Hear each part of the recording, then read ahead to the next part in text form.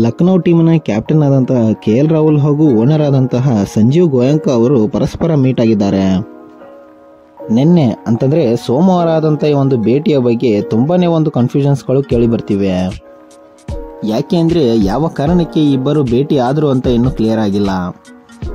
IPL 2025ರ ಒಂದು ರಿಟೆನ್ಷನ್ಗಾಗಿ KL Rahul ಅವರನ್ನ meet ಆಗಿದ್ದಾರೆ ಅಂತ ಸುದ್ದಿಗಳು ಹರಿದಾಡ್ತಾ ಇವೆ.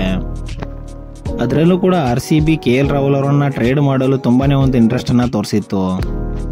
ಸೊ ಈ ಒಂದು ಕಾರಣಕ್ಕೆ ಈಗ ಸಂಜೀವ್ ಗೋಯಂಕ ಅವರು KL ರಾಹುಲ್ ಅವರನ್ನ ಮೀಟ್ ಆದ ಕಾರಣ ರಿಟೆನ್ಷನ್ ಅಥವಾ ಟ್ರೇಡ್ಗಾಗಿ ಮಾತನಾಡೋದಕ್ಕೆ ಕರೆದಿದ್ದಾರೆ ಅಂತ ಹೇಳಲಾಗ್ತಿದೆ. ಈ ಬಾರಿಯ ಒಂದು IPL ನಲ್ಲಿ KL ರಾಹುಲ್ ಅವರು ತುಂಬಾನೇ ಒಂದು ಡಿಮ್ಯಾಂಡೆಡ್ ಪ್ಲೇಯರ್ ಅಂತಾನೆ ಹೇಳ್ಬಹುದು. ಕಳೆದ ಬಾರಿಯ ಒಂದು ಸೀಸನ್ ನಲ್ಲಿ ಸನ್ರೈಸರ್ಸ್ ವಿರುದ್ಧದ ಒಂದು ಸೋಲಿನ ನಂತರ ಓನರ್ ಜೊತೆಗಿನ ಒಂದು ಕಳವಳ ತುಂಬಾನೇ ಒಂದು ಟೆನ್ಷನ್ ಅನ್ನ ಕೊಟ್ಟಿತ್ತು. ಇದು ಮನಸ್ತಾಪಕ್ಕೆ ತಿರುಗಿ KL ರಾಹುಲ್ ಅವರು ಲಕ್ನೋ ಸೂಪರ್ ಜೈಂಟ್ಸ್ ತಂಡದಲ್ಲಿ ರಿಟೇನ್ ಆಗಲ್ಲ ಅಂತ ಸುದ್ದಿಗಳು ಕೇಳಿ ಬರ್ತಿತ್ತು.